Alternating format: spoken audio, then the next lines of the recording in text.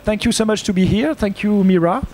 I think, yes, it's a masterclass. There is an office. There is 2 persons here and you here, but I think it will be okay if it become a chat, a real chat. And so don't hesitate to interrupt us if you want to. Not so much, but but after. Yes, because it's really important that it's we can share together an experience. Me with Mira, and with you. Okay, so I will begin with you, and after we can chat together. Thank you so much. Should I say something? Yeah, Thank you so much for this invitation. I hope I am a master. I'm not sure, but. I just think that these conversations really helped me become a filmmaker because they demystified the process of what it is to make our work. So, like Thomas said, really invite you all to participate, to ask what you might particularly want to know. Thank you. Okay, I saw there is a screen over there with France 24, but sometimes if you see my face on the screen, it's like that, because I'm a journalist for the channel too, so sometimes it would be strange. To understand clearly your career, and we will talk about all the purpose of your future, maybe we can talk about your childhood. Could you explain where do you come from exactly? I say in the east of India, but in what type of family, and what the place of the cinema in your childhood? Could you explain where you come from exactly and how it was at this time? Yeah, thank you, Thomas. I come from a very small town, almost a village, when I was born there in Bhubaneswar, Orissa. Orissa is a state 300 miles south of Calcutta, and even Indians do not know where it is. Anyway, it is my father was a civil servant. When India became independent, the Indians replaced the British to make, to govern the country, and my father was the first batch of Indians in the civil service, and it was the time of Nehru, our first prime minister, and he believed that if you come from the north, he really believed in a secular India. So if you come from the north, you should work in the east. You should work as far away from your ancestral homeland. So we are northerners. My parents are both from Punjab, which is the state that got divided in the partition of India with Pakistan. So my father comes from the Pakistani side, from Lahore, and my mother comes from Amritsar, 30 miles away, but just on the other side now. And both they were posted in Orissa, very far from where they were born and where they lived. So I was born there as the youngest of 3 children. I have 2 older brothers, and they were my best audience because they used to laugh at everything. I mean, not laugh, they would tease me, and they would basically never let me speak. So I discovered that the way, what was my best audience is how I had to tell a story to them that would allow me to finish the story. So it had to be told in a certain way. So what everywhere, but especially in India, there is a different class, social class. What is your class? Where you come from? Where the Can't class you tell, Thomas? Yeah. Okay. The class. I'm super classy. You're super classy. It is a middle class, I guess. Yeah. But Yes, I am definitely middle class. But in India, because of the vast volume of people who are in the rural area, who are definitely more in working class, I would be considered upper middle class because I was educated very well. I was also educated in the English medium, and my parents had no money, but I call him a big fish in a little pond. He was a big, he was a boss of a very small place, my father. And so we didn't have money in the bank, but we had 3 or 4 what we called peons, people who looked after us, who took care of us, chauffeur, this and that, which in the Western world would be considered very classy. But in our world, was just the way it was. So we were definitely coming out of a socialist universe, very socialist, no money, but no ostentation, you know. I grew up on scholarships to go to school, for instance, but the values were very strong about education. But I had two older brothers, so the emphasis was always on them. I used to joke with my parents that I was a neglected child because I was only supposed to marry well, you know. And I confounded that theory very quickly. In the first arranged marriage, you know, we have arranged marriages. You're introduced to the, you know, the groom's father, right? So they had this, when I was 18, we had this little meeting set up for me to meet this guy's father and family. And I was just so not interested, and actually, like, I thought it was ridiculous. So I wore a dress that looked like a lampshade, you know, several layers of fabric. And I put my one brother on one side and my other brother on one side, and I held their hands and I walked up to the supposed to be father-in-law, and I said, you know, I am Mira, and these are my boyfriends, and I don't know who to sleep with tonight. And that took care of my marriage proposal like that. So you have to be, you know, rebellious in a genteel manner. But anyway, so it came from, I came from that expectation, you know. It's a very, could you say that you've got a happy childhood when we hear you? It's a happy childhood. What the place of the rest of the universe? This is like you are protected with your own world, or do you have a regard, a look for all of the world? Yeah, I would say definitely I had a happy childhood, in the sense I had to definitely, you know, it was a small town, and my brothers and my family were at the center of it, but my imagination was always beyond the small town, and my imagination was fired really from books and from reading. There was no cinema. There was only one cinema. There is still only one cinema in that town called Ravi Talkies, and they only showed one film every Sunday, and that was Dr. Zhivago.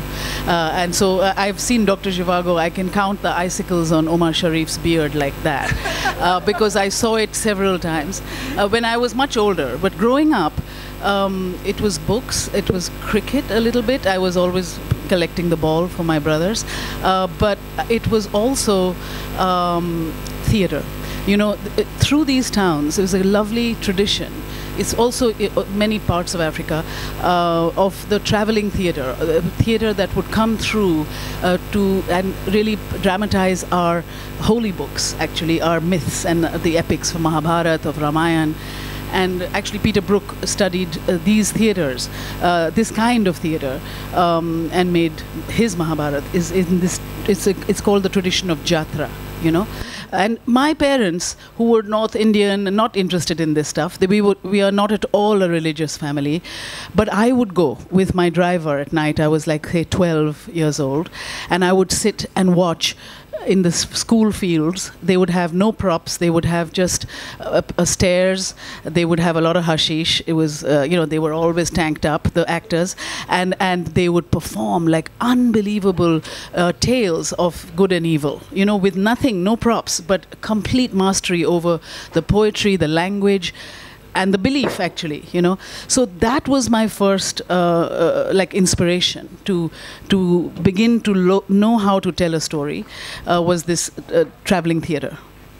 What do you like especially when you discover theater?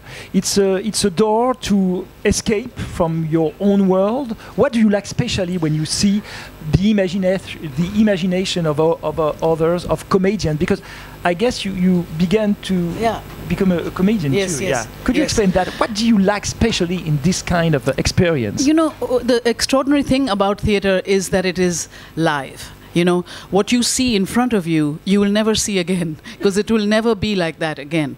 I love the liveness, you know, which is also very different from cinema, but I love that live, the electricity of the live. And as I get older, I love that it is ephemeral, you know. That is why I was saying to Dominic on Sand City, no, Dominic is the other one, Sand City, Hassan, that, you know, what I loved about his film, his idea is that it's ephemeral. The sand is sand will go away. Sand is like that. So it's theater for me is a little bit like that. It's electric, but it will never be the same again. And actually, I was telling you, Thomas, that I am returning to the theater. I've been spending the last 9 years developing a big theatrical piece of my film Monsoon Wedding.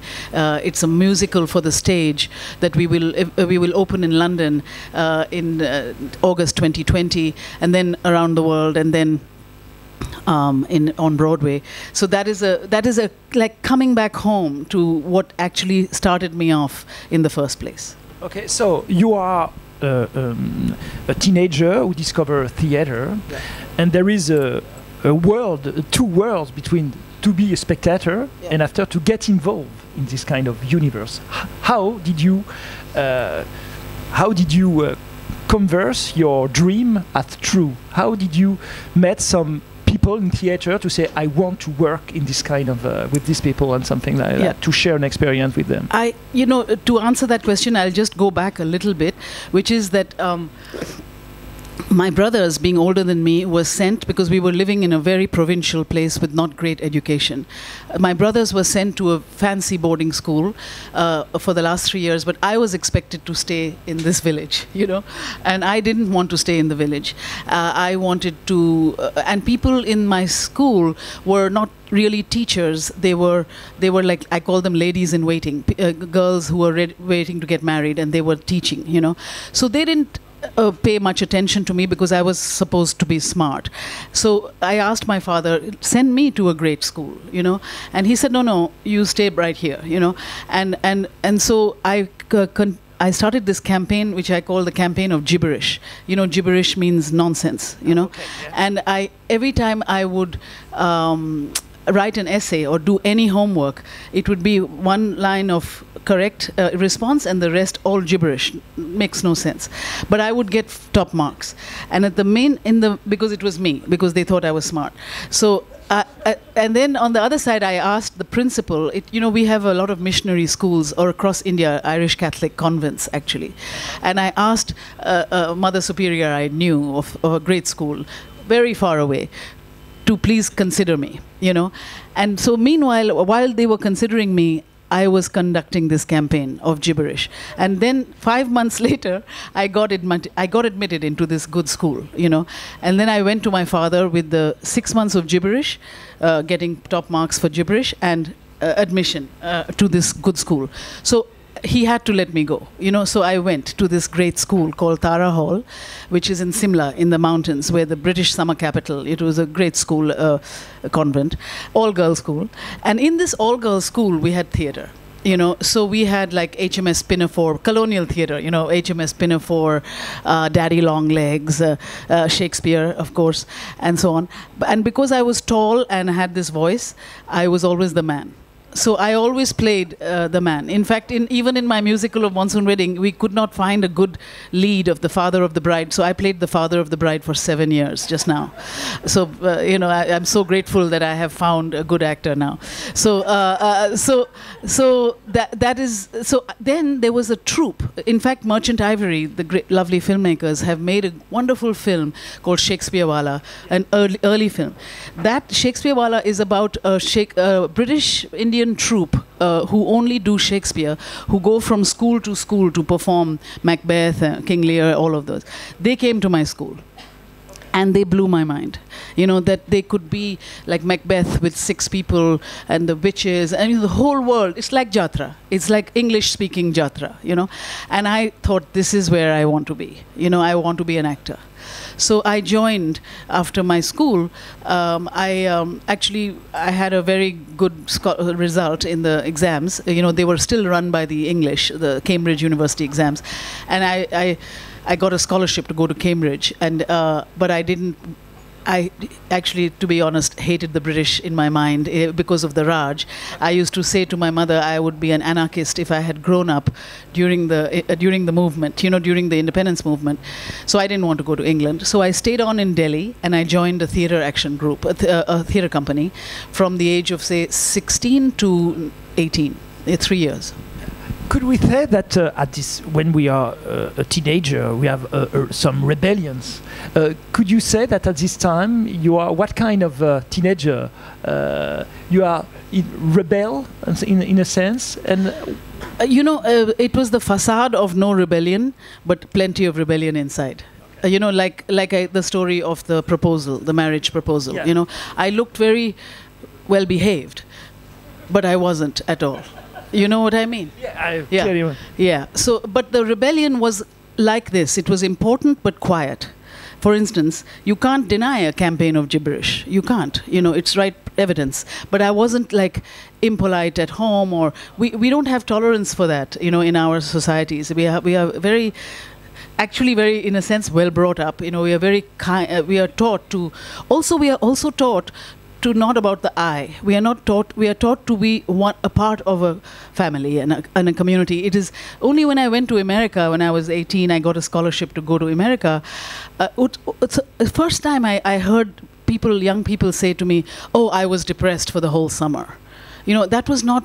It's like in my consciousness, because we were almost not allowed to be about the self. It's a very important difference between how we grew up and how the Western world is much more about the individual, and we are much more about a community. So that was how I grew up. So the rebellion was not like overt or even something you could see. It was more a very deeper rebellion about the action. About leaving home, about going to study somewhere else, like that. Could you explain the atmosphere, the political atmosphere? We were in the 70s at this present time when you are in Delhi? In Delhi in the 70s. Yes. What's the atmosphere of Delhi in the 70s? It's a good question. Yeah. It was very political, in fact. In a sense, not only in Delhi, but even in the late 60s, even in the 70s, early 70s in Orissa, where I came from.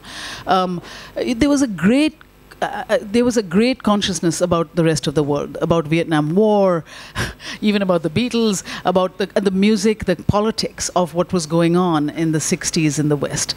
I really understood that. I was even more than aware of that. I was almost involved with that in my head and actions. And in Delhi, it was more of that, more of the same. So, in fact, because theater I was doing was English speaking mostly. It was sometime Hindi. It was experimental, which I like, but it was not political enough. That it began to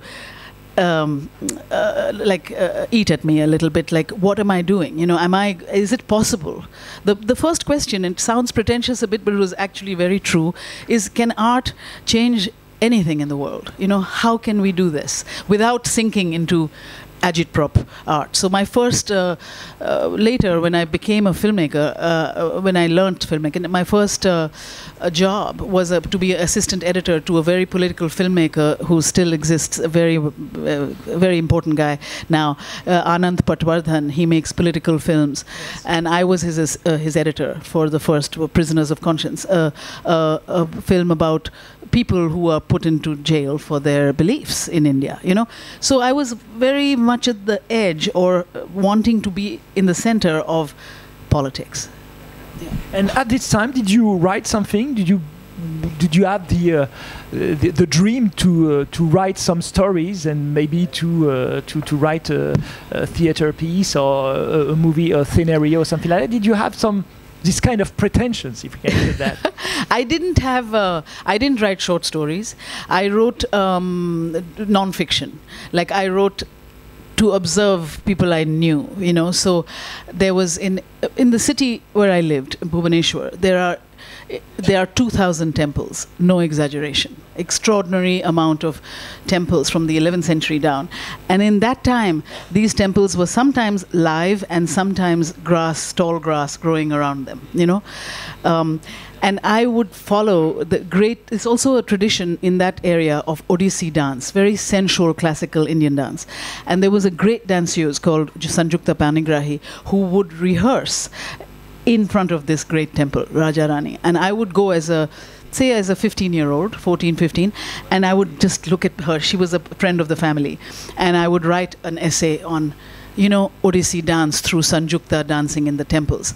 I don't know where these pieces have gone, but basically I would write about the life of the milkman who would go around our street, you know, things like that.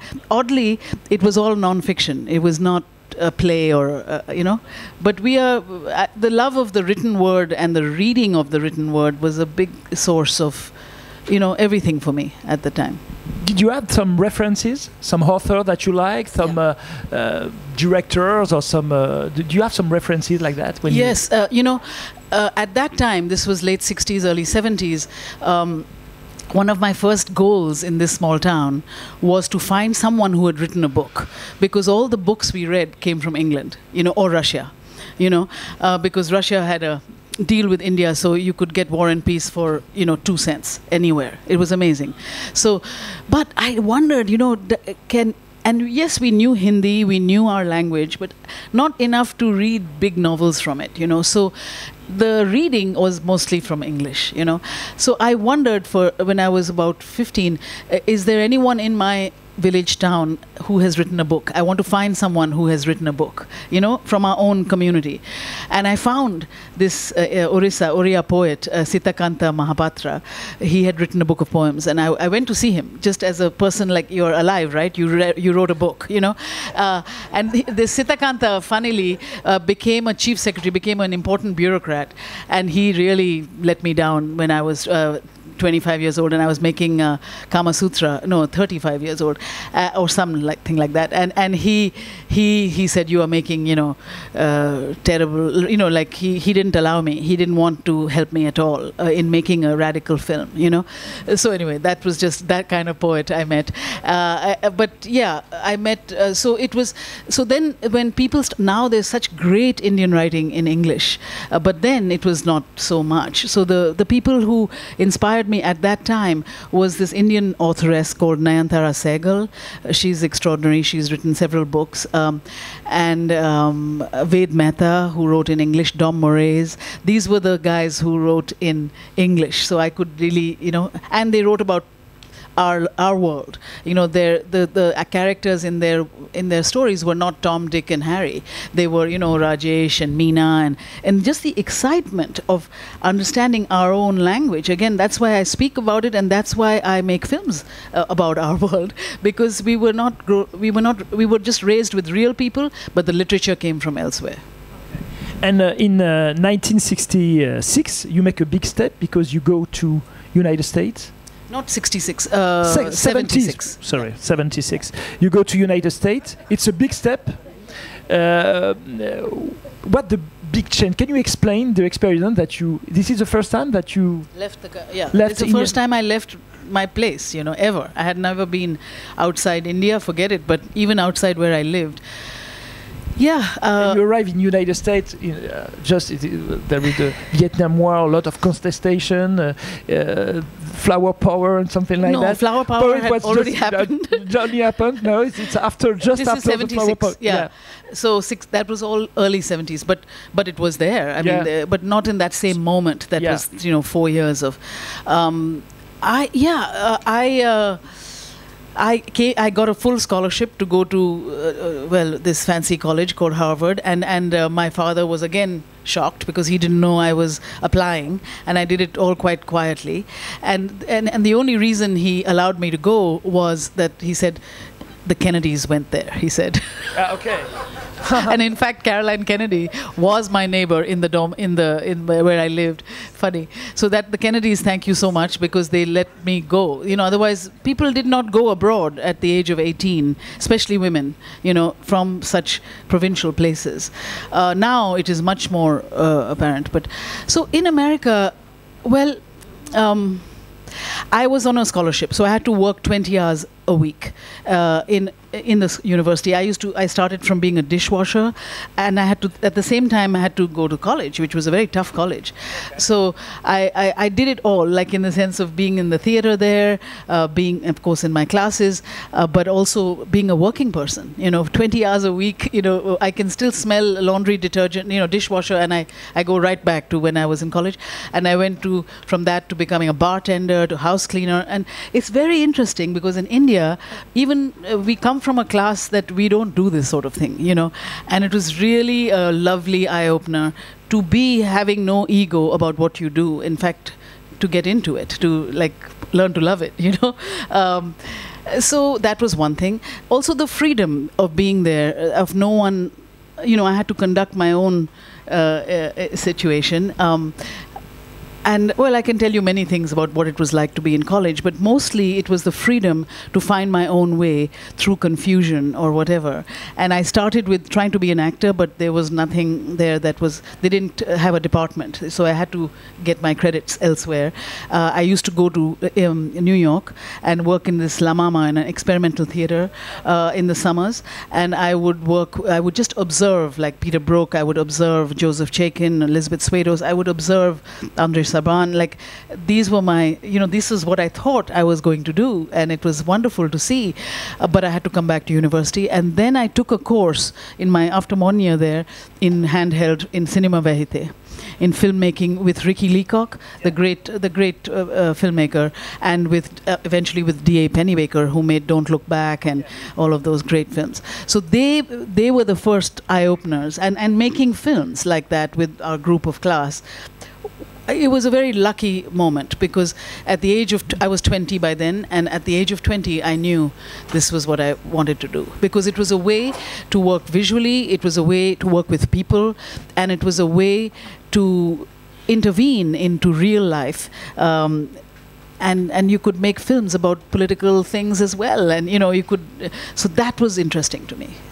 It's interesting because you're talking about real life, you're talking about cinéma vérité, and when sometimes we think about cinema, we think about dream, about, I don't know, not reality, not dramatic or something like that, but you, when you began, it's to confront yourself with the reality. Yes.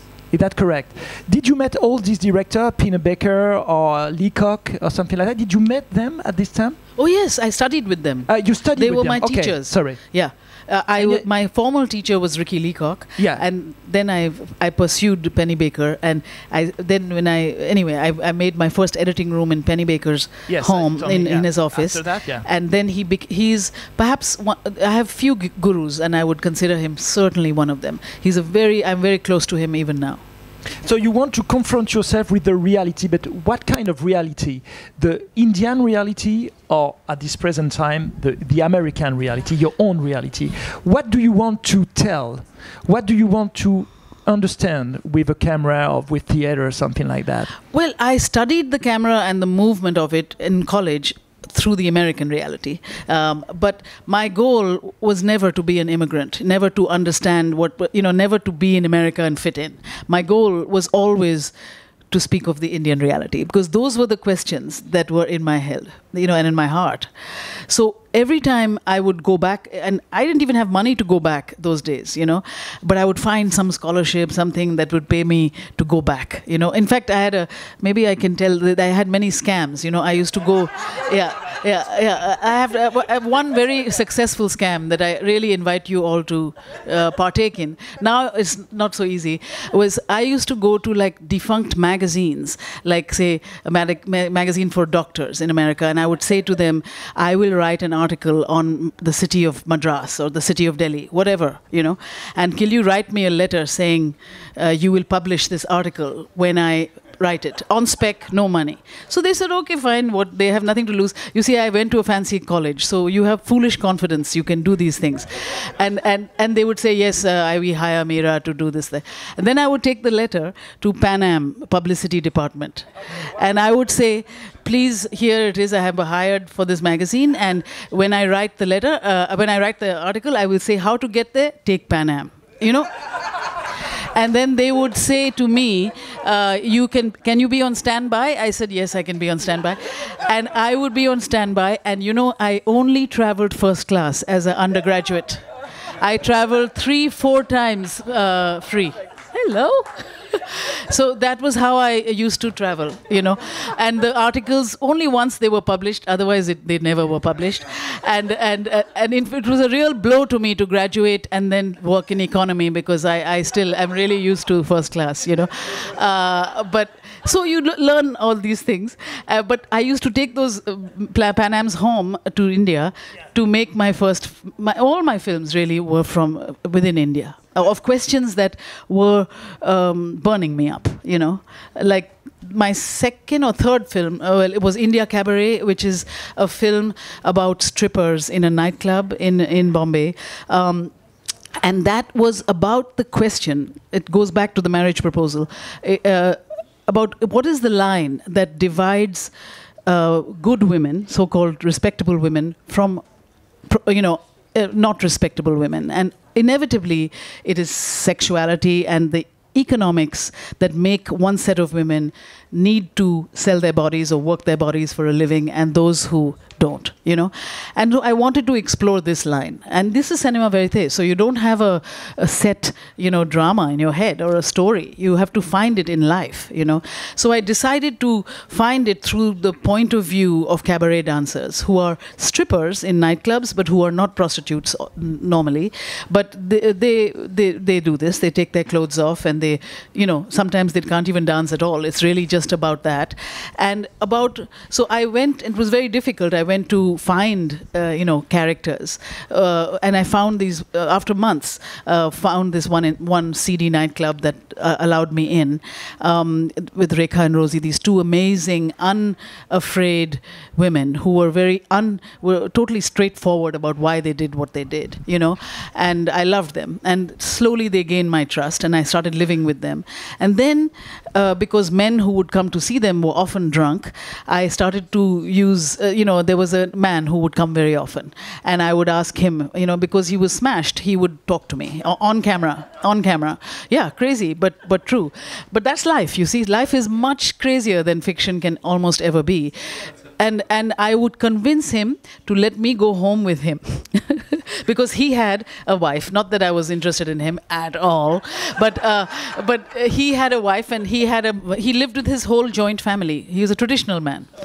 And he let me go home with him for another few weeks. I lived with his wife and his parents and the whole 9 yards. And there I got close to his wife.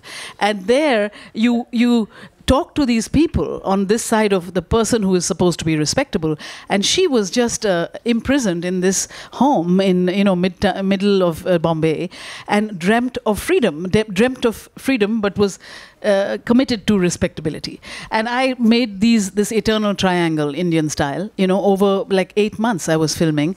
And then you ask yourself, like, who is the more free? The woman outside respectability, or the woman who is imprisoned by it, you know? So that was the kind of thing I would do, much to the horror of my parents. Yeah, so that's the kind of films, yeah. But when you work on this kind of documentary, how do you live? How do you finance this kind of movie, and how do you live concretely?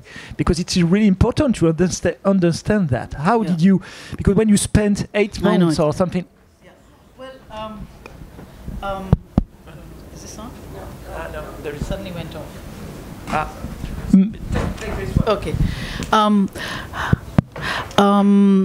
Well, it's very hand-to-mouth living. It's not fancy living at all. I usually rented, you know. So firstly, the money was like piecemeal. But I had made a film before that, So Far From India, about an Indian subway newsstand worker and stuff. And that was it went to Cinéma du Réel in Centre Pompidou. And it was that was my first festival, in fact. And, you know, it was modestly successful in that 3 or 4 television stations around the world bought that film. So basically, in making India Cabaret, I went back to the same stations. It was German television, Channel 4 especially in England, and went back to the same people who knew my work a little bit. I only had one film before. So India Cabaret was unusual because I raised the money for the whole film before I started. Normally in documentary, you shoot for 1 month, you make a 10-minute trailer, then you peddle the trailer to everyone else. It's really painful. But with India Cabaret, maybe it was because of the sort of sexiness of the subject, perhaps, or also they knew I could do it from the previous film. I had $150,000 from altogether, from Channel 4 mostly, that compelled me to make it and have that type of endless time, because you don't know what the story is going to be. You have no idea when you're starting this, you know. And I actually lived with the dancers. I was considered a stripper for several months. It was not easy, you know. It was painful, in fact, but it was a way also to understand their actual reality. And sometimes it was really difficult, in fact. But then I lived very like a working class person, you know, in what we call them the chawls in Bombay. Like I would rent a room in a dormitory, literally, for a long time. That's how I lived. But anyway, that's what I did. And then I would come back to America and edit the film in America in Penny Baker's basement, you know. Yeah, that was how I did it for 7 years. I made films like this way, you know. What are the big lessons that you of Penny Baker when you learn to Penny Baker? What is your big lessons? Well, the biggest lesson from Penny, we call him. He's amazing, you know. He's like a lodestar for me, like an anchor. He and his wife and his right hand, Chris Hedges, they are both filmmakers. It's like he kept me, like what he does is he just does what he wants. He has his own truth, and he will not sell out, basically. He will not go to a commercial idea when he has an idea that he needs to do. And he has a particular sensibility. It's usually to do with music, but whatever, that's him. So that's the biggest thing I learned from them, and I still learn from them. When I'm confused about what I should do, I always sit with them, because just in their example of their lives, of, you know, so many years of just following untraditional paths. And, you know, he followed Kennedy in this first film was Primary, a fantastic film. Then he, of course, Don't Look Back and Monterey Pop and, you know, Dylan and then Jimi Hendrix. I mean, that was his world, and it still is his world. Yeah. And I loved seeing that. I love that integrity, you know, and that individual, you know, his own sensibility. That is what I've taken from him, you know, is how to keep the truth of what really turns you on, you know, not to buy into what people might want of you, because it is confusing. It is one thing I want to tell my friends here, my students, is that it is very confusing in our film world with rewards, you know, because suddenly you can win something really big, as I also have had the fortune to have, and it can confuse you because people will, you know, people will fling themselves at you with ideas that their own, and you to keep your own sanity through this. You know, if after Salaam Bombay, I was offered every film that had a child in it. You know, like Yellow Children, you know, whatever it is. You know, Sarafina from South Africa. Any kid. Oh, Mira, she's really good with, you know, those kind of kids. You know, and you have to be careful because it becomes your life. Because I always say we are what we do. You know, and you have to be careful about how do you put your creative energy in, and in what do you put it in. That's what Penny taught me, without teaching me. He just did it. That's how I learned it. Yeah. I ask about the money and all the production of your documentary because it's important to replace the situation at this time, because there is no DV camera, there is no this is celluloid cinema. Yes, 16 millimeters.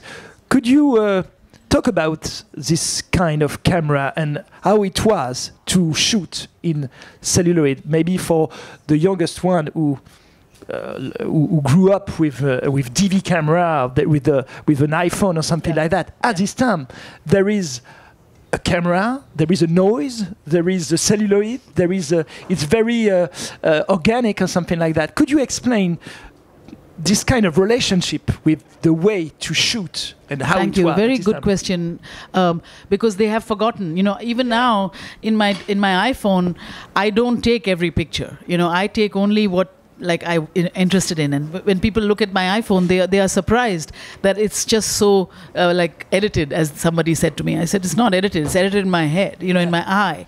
But it was exactly like that. It's cinema verité. It was 16 millimeter. It was very expensive. Everything about it was expensive. The processing was very expensive. So you can't just do what you're doing now. You know, so what was important was to take all the time in the world to really get to know your characters, to live with them, to have them trust you, to observe everything, but not to shoot. You know, because it would have been too much. So after 2 months of this kind of living, I invited I needed a cameraman and a sound recordist. And in this case, I had my friends were from, you know, Mitch Epstein, who's a famous photographer now, actually. He was a cinematographer. And my student friend from Harvard, who was a sound recordist. And it was really good because the women, who were usually the strippers, Rekha, Rosie, they were usually, you know, looked down upon by men. But they looked at these American guys who didn't understand them, as eunuchs, you know, hijras, like sexless people, you know. Ye to chakka hai, you know, they would say, you know, very beautiful patois, you know, they are sexless, so let them be in the dressing room, no problem, you know, like this. It was very interesting because they were outsiders, so they didn't mind, you know. And also the interesting thing was the modesty in the dressing room, that you can take your clothes off in the nightclub, but when you come to the dressing room, it's all behind, behind kikois, behind sarongs and so on. Very interesting. Anyway, that's a separate story. But so I would spend months, literally months, with my characters, and only then introduce the camera, because I couldn't. And then by that time, I would know what was interesting to me. You know, so like. And sometimes only I did an interview, but mostly not, mostly observational, you know. But I would know, you know, like Rekha was really funny and she would tell incredibly fantastic jokes between her acts, and I would like be ready for that, you know. I loved the scene in the dressing room because the waiters who would look after the dancers were very beautiful, like they really were like little brothers to them. I loved all those relationships. I knew them well, you know. So people also forgot that I was there. You understand, which is very important in that form of storytelling, you know. So only then I would start the camera, you know. And sometimes, of course, fights would happen, you know, things would happen, you know, and then you start shooting. Of course, the dance numbers I would shoot, you know. So, but you don't know what's going to happen. That's part of the, like, no safety net at all. One of our dancers, Rosie, you know, was determined to be sexy. She liked to be sexy. She said, and she was saving money for the dowry of her sister's wedding across India in their village. So I said to her, let me come home to your sister's wedding with you on the train. And she went on the train. We went all across 3 days in the train. And I thought that I would see Rosie in her sister's wedding. We come to her village. Her mother comes outside the hut. It's a hut. They have nothing. And she takes the money from Rosie and she says, we don't want you here for the wedding because you are inauspicious. You are polluted because you have made your money through, you know, sex. And she gave the money and she was not allowed to go in. And then it was devastating. But I was there with the camera and with Rosie, you know.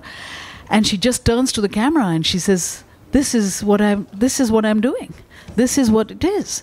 They consider me this, but they take my money. You know, she was so in pain. But that is cinema verité, you know.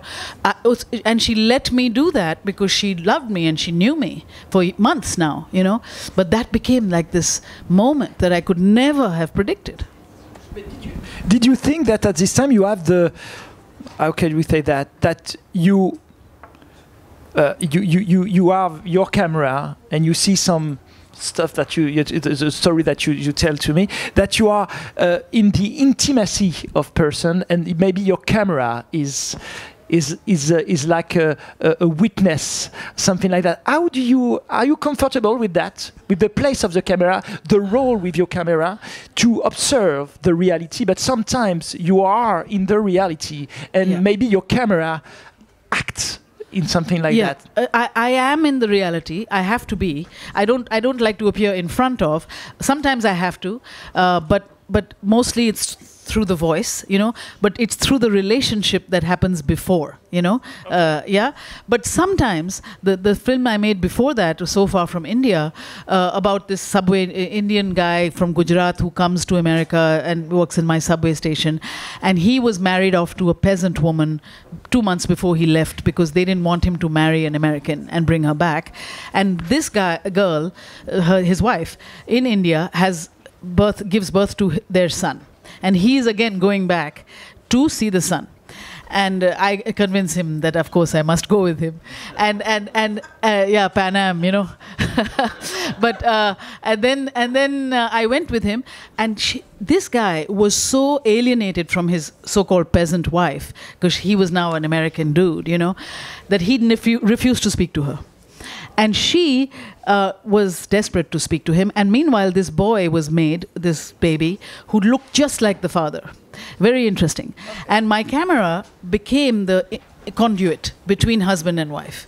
The wife would speak to me and the camera, and he would speak to me and the camera. And the camera really became this connection of this unspoken language between husband and wife. It was very interesting. Again, I did not know that would become the form of that film. Okay. Yeah. It's interesting. What's the place of the cinema in India at this time? Because if we are, you say, if we are cinephile, you say there is Satyajit, sorry for my pronunciation, Satyajit, and you have Bollywood. What in this present time, when we are in the 80s at this time, when you make some at that time. At that time, sorry, when you make some documentaries, what the reference of the Indian cinema? What the place of the Indian industry? There is one side Satyajit for the reality, for the author or something like that, and the other side Bollywood. Yeah. Is that correct, or this is not? Even Satyajit Ray. I am ashamed to say that I saw the Apu trilogy at Harvard, at college, when I was 20 years old. There was no way at that time to see Satyajit Ray in India. Only in Calcutta for 2 weeks after the film is released, and it would go. He came from Calcutta. He's only in Calcutta, in Bengali regional cinema. It was so shameful in India that only when Satyajit Ray died did the Doordarshan, the national television, show all his films. And bad prints, bad everything. But at least they acknowledged him, It was like so difficult to see anything that was like so-called regional cinema, like Ray came from Bengal. And then the other, you're pretty right, there was very vibrant regional cinema from the south, there still is, but you don't see that in the north because it is a different language completely. And there's no subtitling at that time. There was no distribution at that time of that kind of cinema in, say, Bombay or Delhi or wherever. So in these metropolitan cities, it was only old-fashioned Bollywood, like big extravaganzas, song and dance numbers. And I never was interested somehow. Later I became a little interested, but I'm referring to your question, which is early 80s, late 70s. Yes. Yeah. Some great Indian commercial films in the 70s, like Anand, and some really interesting directors from, especially Bengal. Hrishikesh Mukherjee, Basu Bhattacharya. These kinds of directors would move to Bombay and become commercial directors. Those were very good films, but normally it was just extravaganza. Because I had this question because I would like to understand how at that time, if there is coffee. May I have a coffee? Thanks. Not the similarity with New Wave in France in the 60s, but is there a lot of friendship between all the directors in India to create, to change the cinema or something like that? Or each director works in his the cocoon. In a cocoon or something like that. If there is a lot of directors at the same age of you at this time, there is you helps each other or something like that, or there is not something like that. This is one of our failings in India. Now it is a little better because it's more organized. But when people are into their own cliques. There was not any kind of solidarity in that sense. In Bengal there might have been some, but in Bombay it was really devoted to commercialism. there were these very few, you can count them on two hands, films that came out of both traditions in a way, that saw the screens, because remember the screens were also large, like 1,500 people, not multiplex, not small places, small theaters. So you had to make big films, in order to be in the theaters. But I don't remember this kind of solidarity, and I also don't remember any understanding at all of what I did, of cinema verite, none at all. Documentary film, just because documentary films was like how much coal the government made that year, like newsreel, not at all. It was very funny. We had a documentary section in the India International Film Festival, and my good friend Nick Broomfield, his work, one of his early films was called Chicken Ranch, and all the farmers who made have chicken farms in India were invited to see Chicken Ranch, and they all came, and I was there, and the film began, and Chicken Ranch was the name of the only legal brothel in Nevada. So it was like about like those people, and these farmers were like, they were shocked and then totally delighted, so that was the level of understanding or not understanding documentary. Yeah. My parents, don't like this sentence, but it is true that they really did not see a single documentary of mine. The first film they saw, and thankfully they came, was Salaam Bombay in Cannes that I had made. They did, because no one is interested, on this kind of thing. Yeah.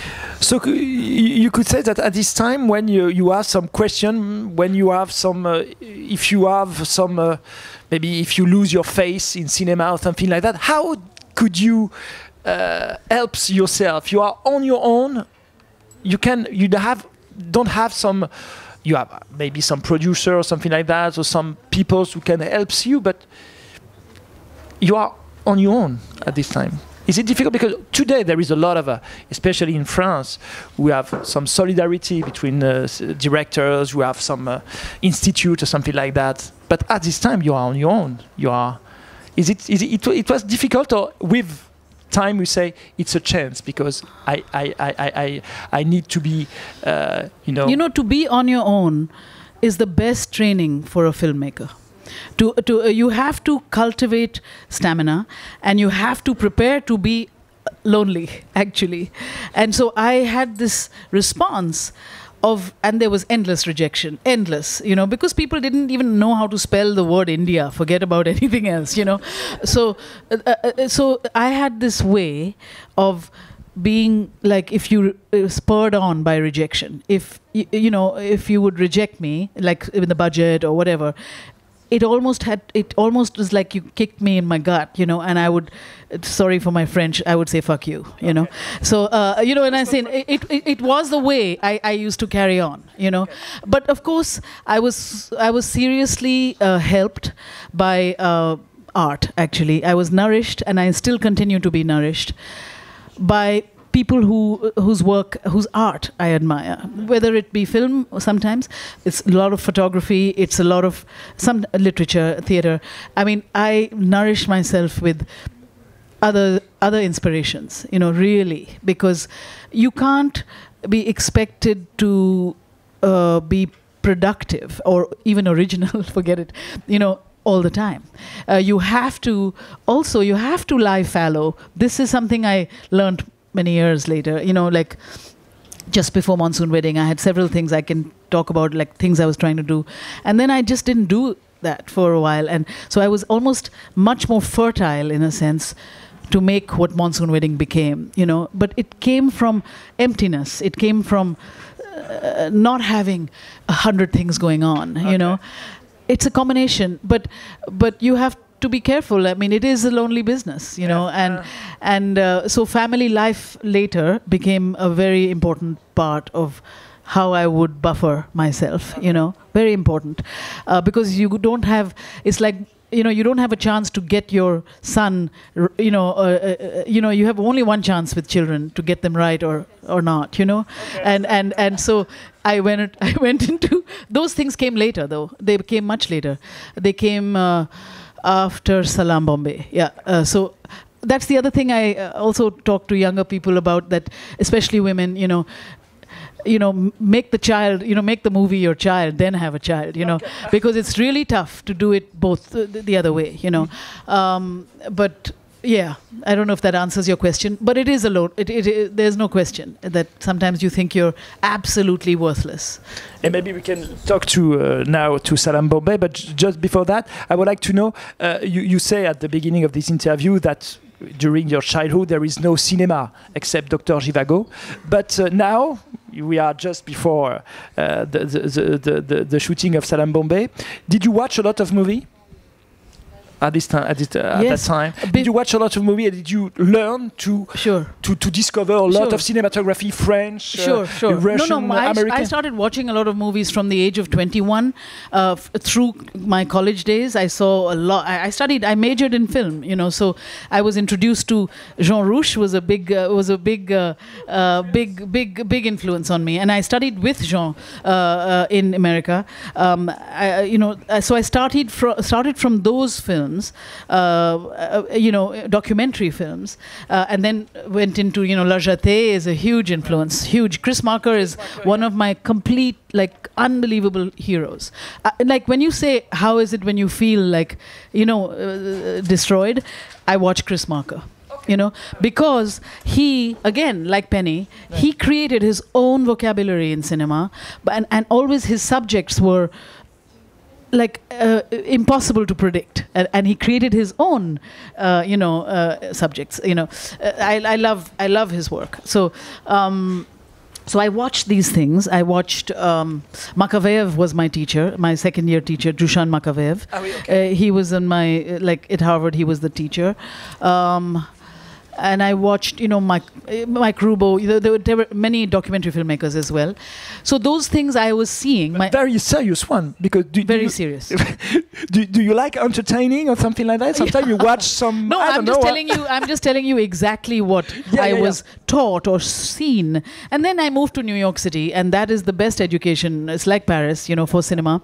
So I would see. So I'm not very well educated, but I'm intermittently educated. So I would see Buñuel. So Los Olvidados was a big influence for Salaam Bombay, I guess. Los Olvidados, and then the great Hector Babenco's film Pichote from Brazil, just a great influence. So I used to basically live at the Donnell Film Library, where you could rent out these films and see them in little booths, and I would see them, and then I would go to Museum Modern Art and see films. So that was my real actual education. So sure, when we were constructing Salaam Bombay, which is another route to go in, but I had not seen everything, but I had seen a fair amount by then. Did you say to all the youngest directors that it's really important to have some influences, to have some mentor or something like that? This is the key or something? Well, not. I was mentors. I didn't have one maybe such mentor is too much. Yeah. But yes, of course, you have to feed. I use the word armor. You have to arm yourself with craft and with knowledge and with exposure. And sometimes, in that time in India, it was very difficult to see these things. So it was. There is no internet. There is no DVDs. Nothing. But it's important to replace. No, that's why I'm talking about the library. I would rent the spools of film. I would put it in. There was not even VHS those days. Not even video. Video was radical when it came. Yeah. So just to talk about Salaam Bombay, do you have some question to this first part of the interview of the early years of Mira Nair? Sorry, I would say Myra. I don't know why. Yeah, that's terrible. Okay, that's terrible. I'm so sorry. I'm just kidding. So, Mira. Mira, ¿qué pasa? That's how my Mira is. Yeah.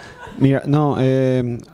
How do you work with the sound in the documentary in the cabarets?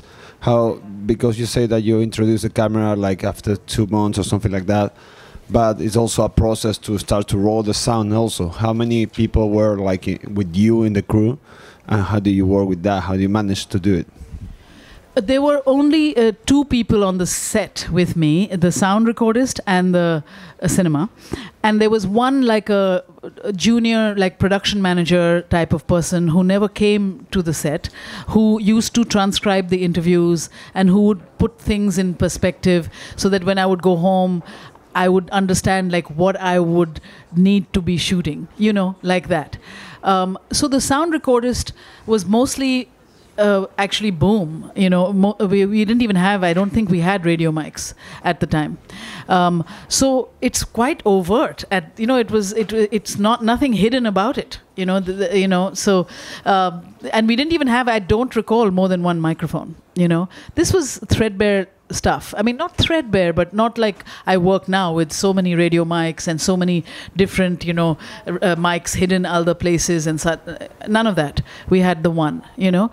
So again, it's a little bit to do with the trust. Like that's why I was saying this funny thing about the sexless guys, because these dancers, these friends, the strippers did not have any problem with, you know, the boom and so on. So we all kind of became retreated into the wall a little bit, and we would just film like that, you know.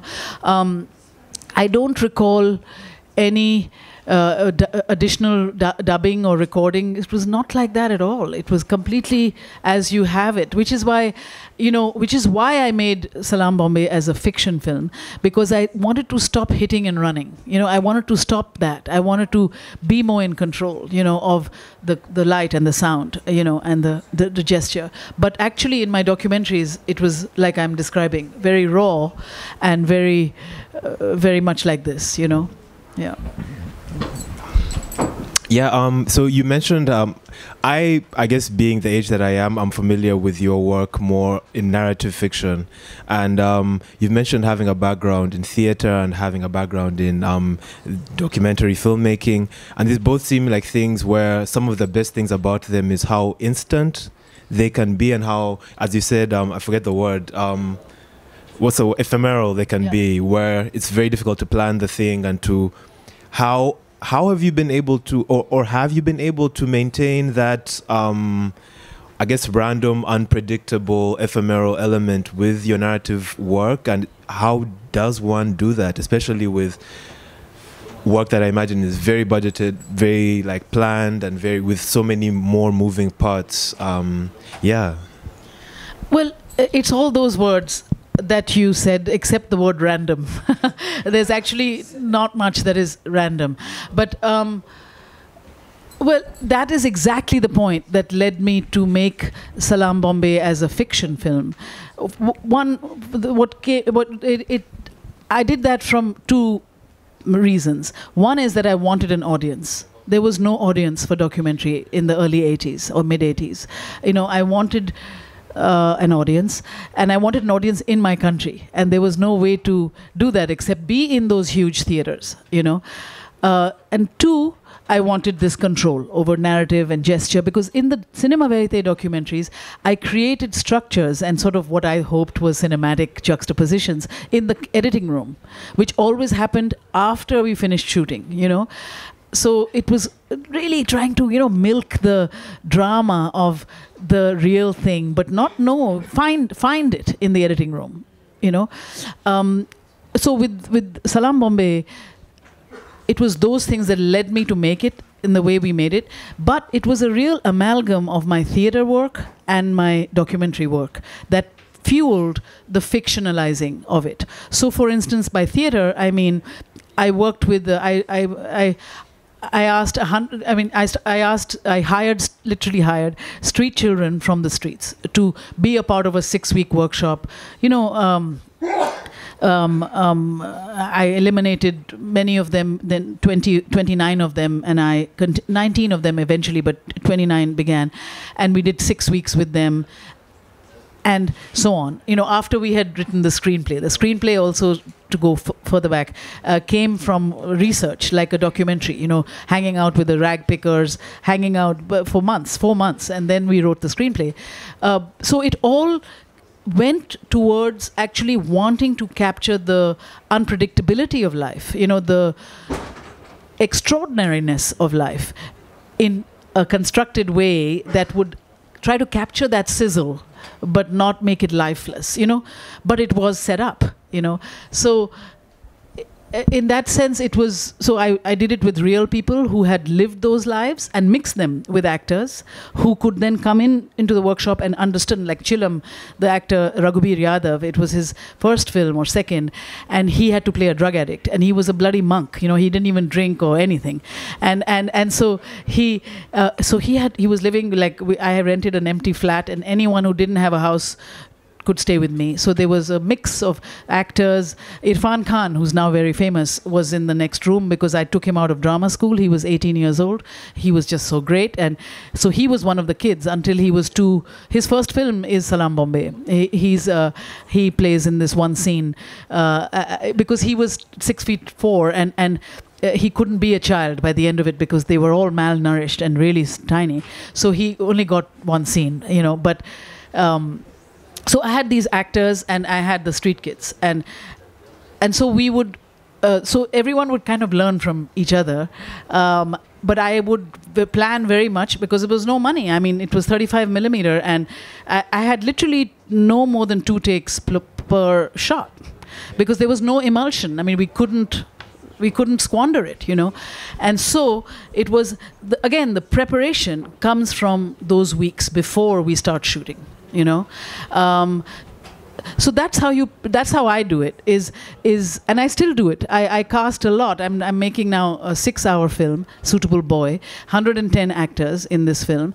There's many stars in the film, and there are many people who I've just seen in a corridor, and I cast them, and I just know that they are the ones, and I'll talk with them, work with them, but then it'll be a combination of that person opposite Nasiruddin Shah or something, a legend, and I love doing that because I think it creates actually its own kind of truth, because actors have tricks and the unknown actor does not have any tricks, and you make that thing work, But that's how, I guess, studying, knowing the world, and then reaping from the world, but trying to maintain the the power of the world, the unpredictability of the world. In Queen of Katwe, my last film, which was in our own hometown, it's always like the same thing like that, asking Lupita, who had won the Oscar, come back home, the first thing I told her to do is go and make a meal with your family, go cook the lunch, So she had to go to the town, to the market with her children of the film, and they laughed at her because she didn't have a clue, and they said, this is the silver fish, this is and I said, I'm coming in 2 hours to taste the lunch, and that was what happened. She was on her haunches. They were like, and the older daughter was saying, I don't like this mother's food, and the other one, they were like normal, and it was the best rehearsal that she could have had. Yeah. Hi, Mira. My question is about, you mentioned something about questions that were eating at you when you made films like Far From India and India Cabaret.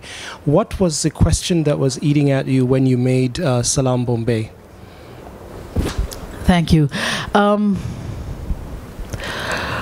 While I was making India Cabaret and living with the dancers, it was really like looking at the world from the other side. From the working class, from the oppressed, from the people who are who make a living at any cost, and yet laugh through it. Street kids. That's my first introduction of real. There used to be a street kid, Chai Pao. He was a tea boy, who would come every morning around 12 o'clock, where these dancers would come home at about 3, and they would be sprawled on the bed and asleep, and the little boy would come and serve them tea. It was a job he had, and they had hired him, and it was and it's a scene in India Cabaret, and one of the dancers, this total role reversal, she would talk to this little boy like a boss, and she would say, dance for me, like they would tell her at night, and this poor child, oh, not so poor, would dance. I am a disco dancer. He only knew one song, and he would serve them chai. So every morning it was a role reversal, just fun for them, So this was my introduction first to street kids, and gangs of kids, you know, at the junctions. One of the amazing image was this kid who only had a torso and his, you know, he didn't have legs, and he had made a makeshift board with rubber tires, and he suddenly held the light went red, and he held on to my taxi window, and I was just like terrified because I had to look down, and there's just this head, right? And the light turned green, and I thought, what is he going to do? But he held on to the cab, and he took the velocity from the cab, and then he let the cab go and let his hands go, and then he pirouetted in his platform. And it was just such an extraordinary image of life. You know, I will live my life. You know, I may have nothing to your eyes, but I am a performer. You know, I was really deeply impacted by that image. And that was the question, you know, who decides who is marginal in our society? Whether it be the stripper girls and whatever, or whether it be the working class, the street kids, you know. Who decides, and why are they considered marginal, you know? And let me get into that, you know, because I was deeply inspired and admired. Like, in spite of having no childhood, they were determined to be children, and they were determined to have a life, you know. So that's what inspired me. So that's, and it was all this cinema verite background and training that I made my friend, a classmate from college who had never made films or nothing, Suni Tarapurwala, who's now a very famous screenwriter. I said, join me, you're from Bombay, let's research street kids. And that's whom then we started, you know, and then we used our imagination with their stories to create our screenplay.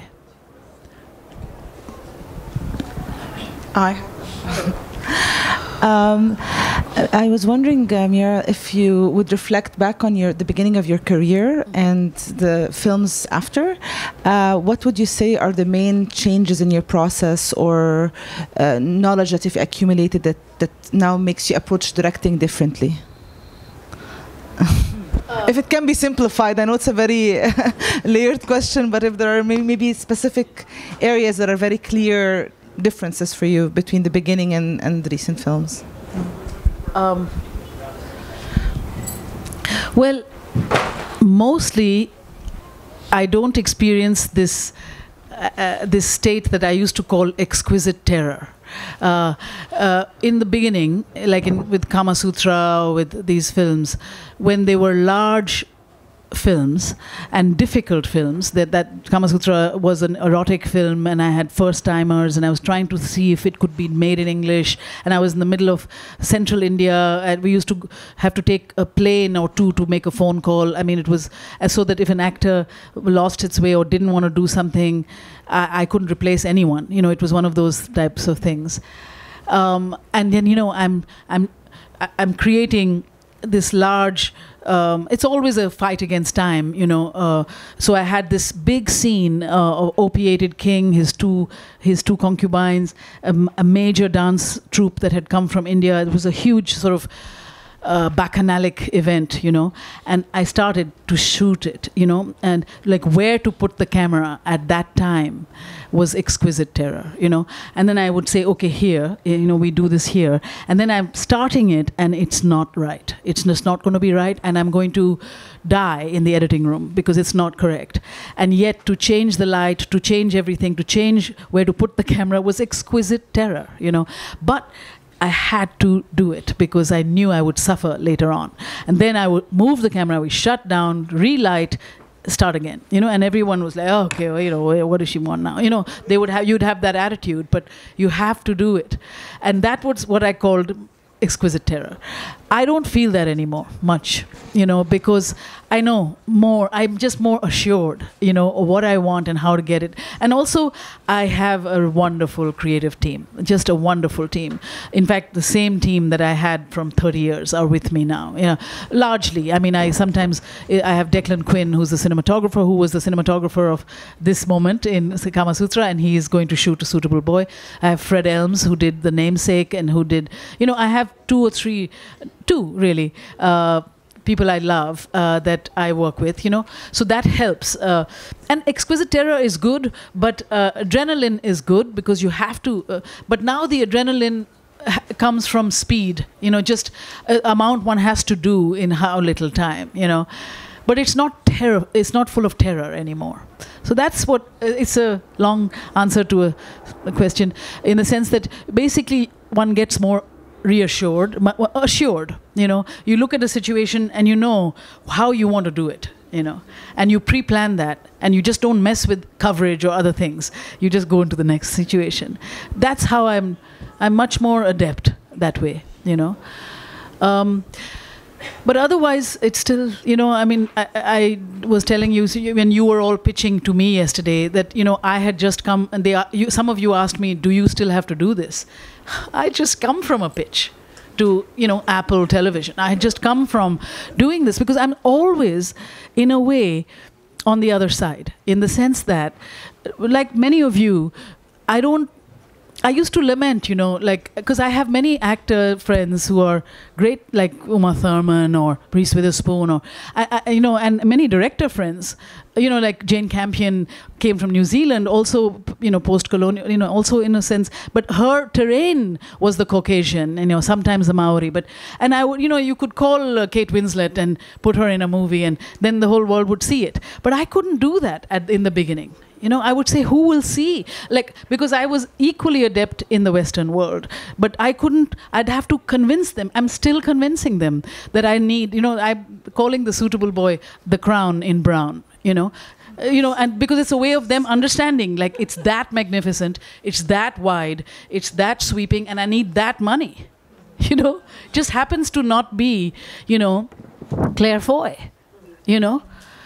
but I'm still doing that. So that is the thing, is that constantly making that way. And then the movie can come out really good, and then they'll say, oh, we I spotted her. I knew. And yeah, I don't miss a beat. I don't let them forget it. Like when I was doing this big pitch just 2 days ago. In England, BBC, all of these people on the phones with the big streamer from Los Angeles. And I was like 2 hours talking. About the vision. Anyway, it ended nicely, and then when we hung up the phone, they all looked at me and said, "That was brilliant, Mira. That was brilliant." So I said, "Yeah, now let me go back to my hotel room where I have to step onto my suitcase because it was such a small room they had given me." And they were like, "Oh no, your room is not good." And I said, "Yeah, I'll just go back into my suitcase. Thank you so much." And they were like, "Oh."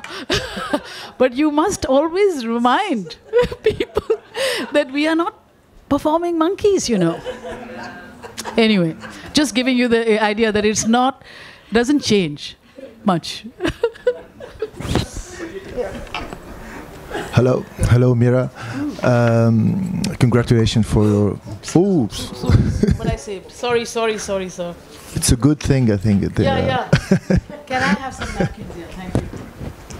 Sorry. This is a risk. Yeah, but I was. No. Thank you very much. Sorry. Yes.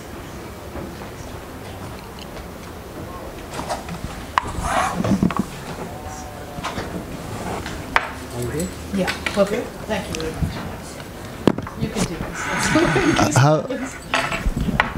How did you live this transition from making documentary films, very independent documentary films where you were your own writer, director, producer, from making Salaam Bombay and the huge success, and then finding yourself making films with, low, very high budget, and how do you manage to keep your artistic independence and to keep your choices, your ideas, your intentions fresh and free? And the other, that little question that, how do you find, because we come from Tunisia and we have female filmmakers. Yeah. I produce myself, female directors. And how did you find the yourself, in this world of cinema where it's very man world, and how did you, keep fighting for making this film, especially coming from country, you are women and you're coming from country like India, and how did you, can you tell us more about that?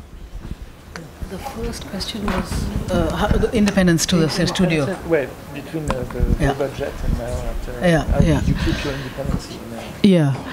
So one thing, I'm not suggesting it for everyone, but one thing is interesting is having gone to an institution in America like Harvard, it really is I had no illusions about the elite. I was with the elite in a sense when I was there. So I never felt that, now I knew, I was an outsider, but I knew who made the world tick later on. You know what I mean? So it wasn't coming from a point of, and the thing about the Ivy League is, which is these fancy colleges, is that they give you foolish confidence. They teach you that you can do anything, So it's a good combination to be in the outsider world, to be as an outsider, because you know that you can demand, you can request certain things.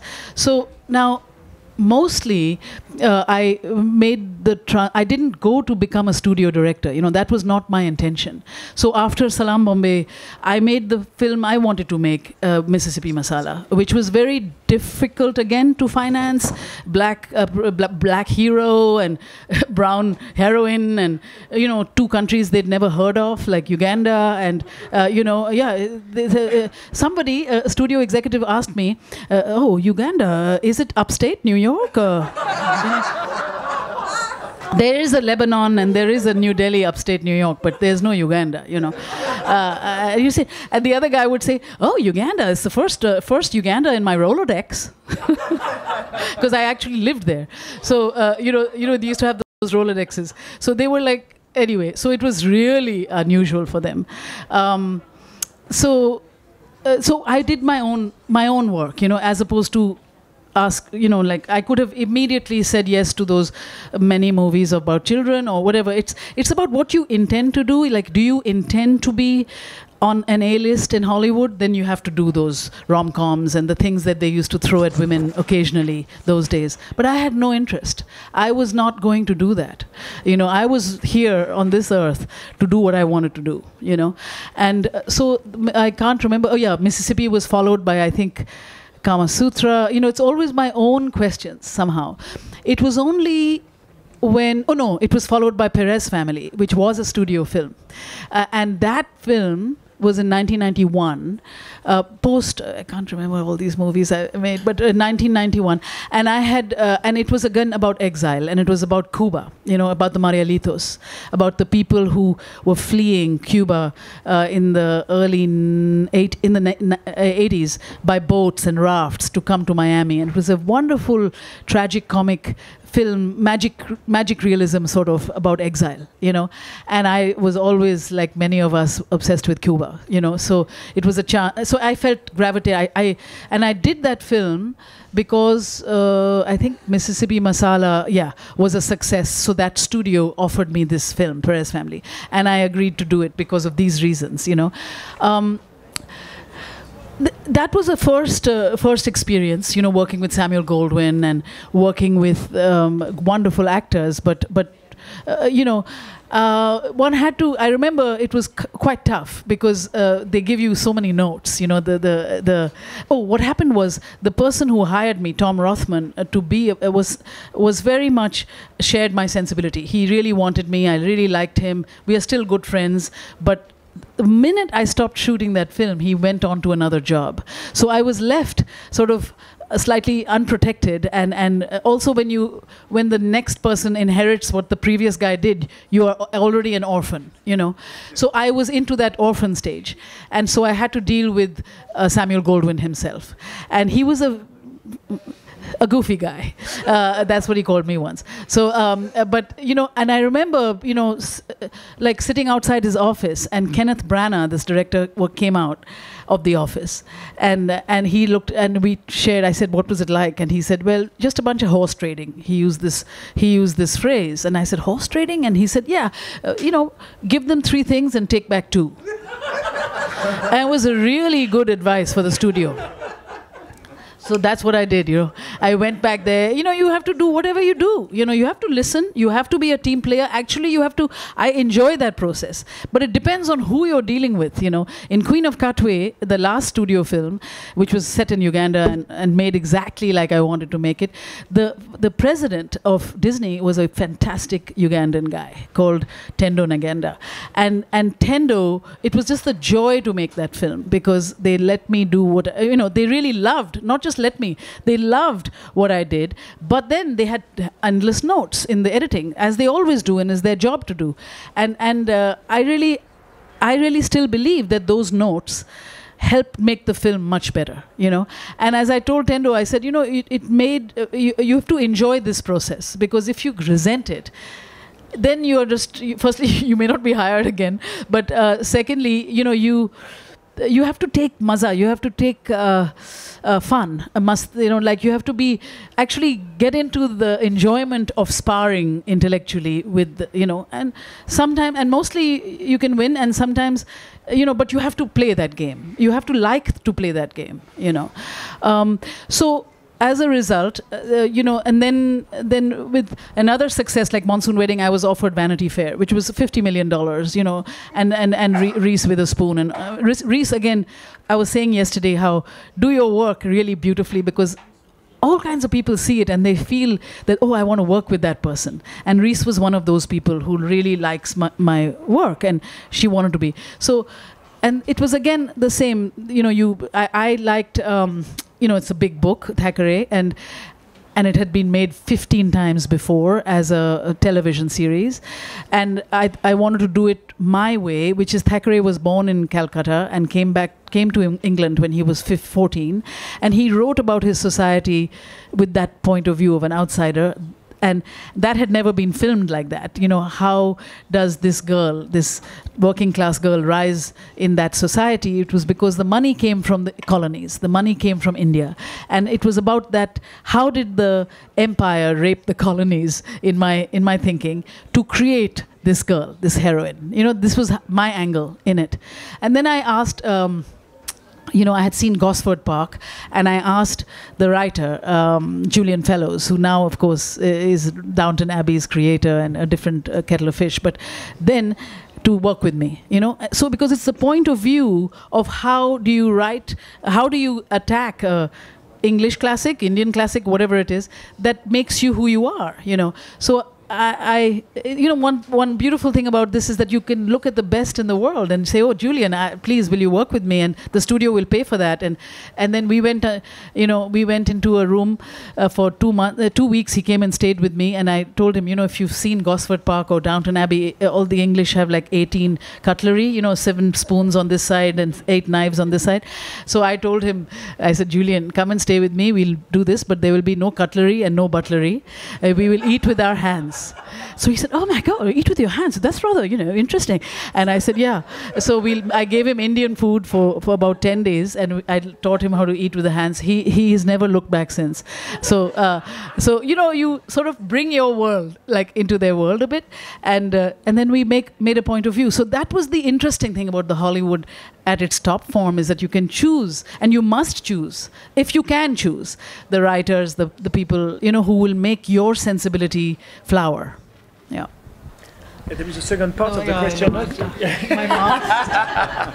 Nobody else talk. I'll come back to the woman question. Yeah. Yes, because it's a big question. Maybe I've got a new one, a new big question, because Mississippi Masala, it's about racism in the United States, but in all over the world. And you said this time, I will try to translate. When I left for the first time India to go to the United States, I've got the impression that my origins give me a statue, a connection between white and black. Could you tell some few words about that, about how it's to be female, to the question, but the statue, the racism in the when you arrive in the United States, and this is the subject of Mississippi Masala. Yes. Sorry, it's a large question. Oh good. Good. Well, the interesting thing about being brown in the middle of black and white in my university was that I was accessible to both both sides in a way that people were not. It was quite separatist, even in the university. Yeah. Also, the students, students of color. There were 3 Indians in the whole university. Now it's 1,500. But and similarly, even the African American. I hardly had an African friend there from the continent. They all were African. The few that were there were African American. And it was a totally other zone. It was not something that we mixed. But with me. With me, I was I was fluid between these 2 communities. It was quite interesting, and that was the inspiration of making Mississippi Masala, is what it felt like in this, what I still thought of as the hierarchy of color, black, brown, white, or whatever, however you want to make the hierarchy. So then I started to research, places in history where this may have been the fulcrum. And the Asian expulsion, I had never been to the continent of Africa at that time, but the Asian expulsion from Uganda was, 3 generations of Asians who had never known any other country, certainly not known India, who regarded themselves, well, they did as Ugandan Asians, suddenly were given 90 days by Idi Amin to leave the country.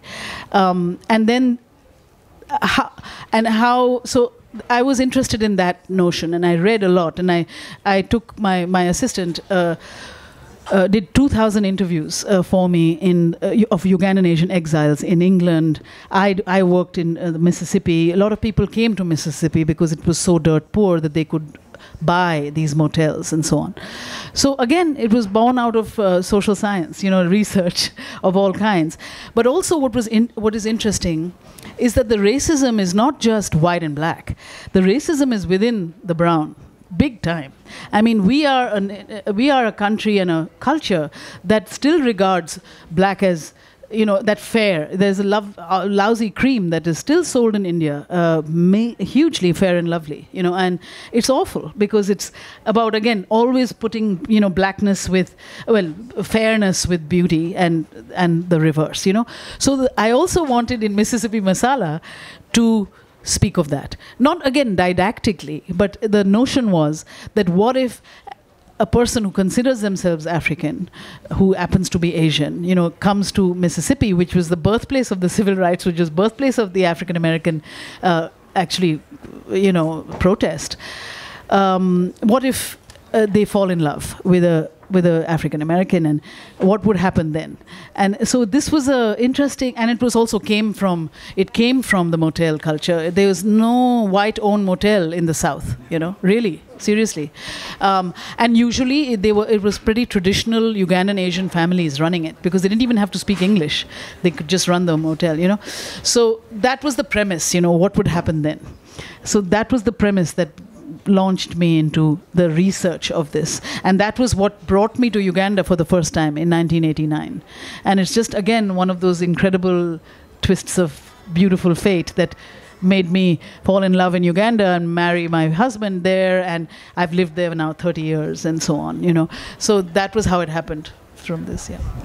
Could you say that if you make some connection between all your film talks about characters who are like outsiders, because you tell about that you feel you were an outsiders. Is it correct that if we make some connection between all your film, the main subject is that?